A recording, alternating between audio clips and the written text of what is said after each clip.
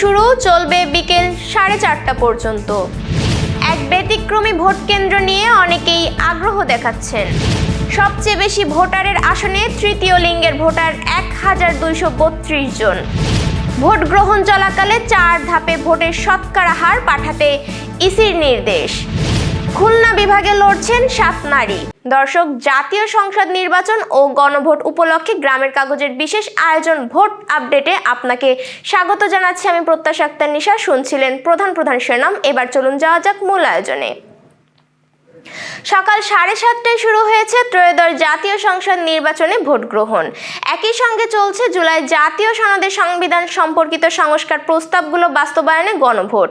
একজন প্রার্থীর মৃত্যুতে শেরপুর 3 আসনের নির্বাচন বাতিল করা হয়েছে। ভোট গ্রহণ হচ্ছে 299 আসনে।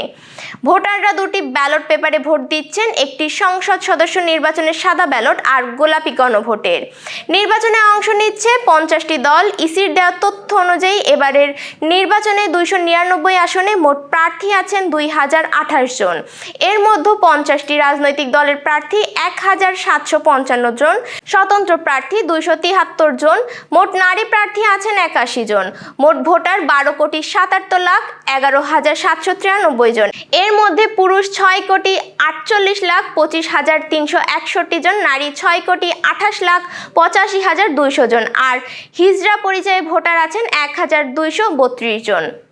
ব্যতিক্রমী উদ্যোগের কারণে দেশব্যাপী অনেকের আগ্রহের কেন্দ্রবিন্দু হয়ে উঠেছে চাঁদপুর 4 ফরিদগঞ্জ আসনের একটি ইউনিয়নের 8টি কেন্দ্র। ওই আসনের রূপসা দক্ষিণ ইউনিয়নে গত প্রায় 54 বছর ধরে এক পীরের কথা মেনে অধিকাংশ নারী ভোটার ভোট কেন্দ্রে যান না। মাঝে মধ্যে অল্প সংখ্যক নারী ভোট দিলেও তা ছিল খুবই সীমিত। তবে এবার জেলা প্রশাসনের উদ্যোগে দীর্ঘদিনের সেই চর্চায় পরিবর্তন হয়েছে। নারী ভোটারদের অংশগ্রহণ নিশ্চিত করতে সংশ্লিষ্ট ভোট কেন্দ্রগুলোতে শুধুমাত্র নারী কর্মকর্তা কর্মচারী নিয়োগ দেওয়া হয়েছে। পাশাপাশি পর্দা বজায় রেখে ভোট দেওয়ার বিশেষ ব্যবস্থাও রাখা হয়েছে, যাতে নারীরা স্বাচ্ছন্দ্য তাদের ভোটাধিকার প্রয়োগ করতে পারেন। এবার এই ইউনিয়নের নারীর যেন ভোট দিতে কেন্দ্রে যান, সেই জন্য মোট 8টি কেন্দ্রে পর্দা মেনে ভোট দেওয়ার ব্যবস্থা নেওয়া হয়েছে, যেখানে মোট 10,299 জন নারী ভোট দেবেন। শেরপুর 3 আসন বাদে যে 12,72,98,416 জন ভোটার ভোটাধিকার প্রয়োগ করতে পারবেন, তার মধ্যে সবচেয়ে বেশি ভোটার গাজীপুর 2 আসনে। এই আসনটিতে ভোটার 8,04,333 জন। এছাড়া সবচেয়ে কম ভোটার ঝালকাঠি 1 আসনে, সেখানে ভোটার সংখ্যা 2,28,431 জন। এদিকে গাজীপুরে পুরুষ ভোটারের তুলনায় প্রায় 20 লাখের বেশি নারী ভোটার রয়েছে। ইসির তথ্য অনুযায়ী মোট ভোটারের মধ্যে পুরুষ 6,48,25,361 জন, নারী 6,28,85,200 জন। তৃতীয় লিঙ্গের ভোটার রয়েছেন 1,232 জন।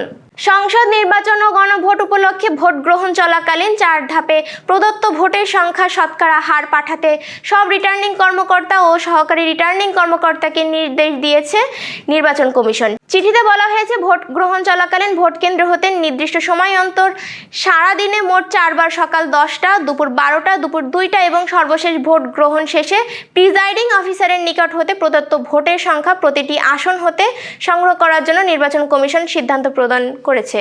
প্রতিটি কেন্দ্র অনুযায়ী প্রদত্ত ভোটের সংখ্যা সহকারী রিটার্নিং অফিসারের কার্যালয় হতে তার তত্ত্বাবধানে ডাটা এন্ট্রি অপারেটর তার RMS ইউজারের মাধ্যমে লগইন করে কেন্দ্র অনুযায়ী প্রদত্ত ভোটের সংখ্যা এন্ট্রি করতে হবে। রিটার্নিং অফিসার এবং সহকারী রিটার্নিং অফিসার কর্তৃক ড্যাশবোর্ডের মাধ্যমে এই তথ্য মনিটর করতে পারবে। এখানে উল্লেখ যে নির্বাচন কমিশন এবং প্রধান উপদেষ্টার কার্যালয় হতেও এই পরিসংখ্যান পর্যবেক্ষণ করা হবে, তাই প্রদত্ত ভোটের তথ্য সঠিক সময়ে এবং শুদ্ধভাবে এন্ট্রি করা আবশ্যক। জাতীয় সংসদ নির্বাচনে খুলনা বিভাগে মোট আসন 36টি। এসব আসনে প্রতিদ্বন্দ্বীর সংখ্যা 201। এর মধ্যে নারী প্রার্থী 7 জন।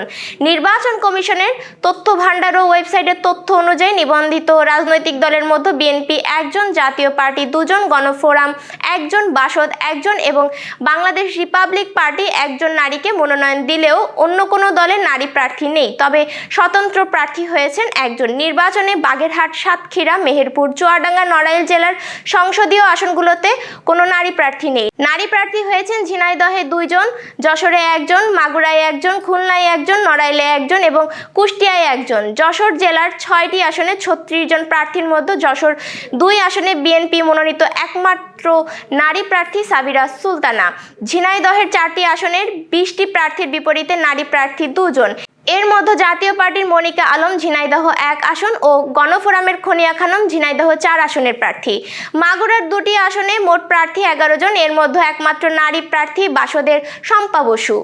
মাগুরা 1 আসনে লড়ছেন তিনি। নড়াইলের 2টি আসনে 16 জন প্রার্থীর মধ্যে নারী প্রার্থী 1 জন। নড়াইল 2 আসনে ফরিদা ইয়াসমিন নামের ওই নারী স্বতন্ত্র প্রার্থী হিসেবে লড়ছেন। আর কুষ্টিয়ার 4টি আসনে 25 জন প্রার্থীর মধ্যে কুষ্টিয়া 1 আসনে লড়ছেন একমাত্র নারী প্রার্থী রিপাবলিক পার্টির রুম্পা খানম। দর্শক, এই ছিল এখনকার ভোট আপডেট। নির্বাচনের সর্বশেষ তথ্য জানতে ও দেখতে চোখ রাখুন গ্রামের কাগজের ইউটিউব চ্যানেল ও ফেসবুক পেজে। আর তাৎক্ষণিক খবরের আপডেট পেতে গ্রামের কাগজের ইউটিউব চ্যানেল সাবস্ক্রাইব এবং ফেসবুক পেজ ফলো করে রাখতে ভুলবেন না। আপনাদের কোনো প্রশ্ন বা তথ্য থাকলে জানাতে পারেন কমেন্ট বক্সে। এতক্ষণ সাথে থাকার জন্য শুভেচ্ছা।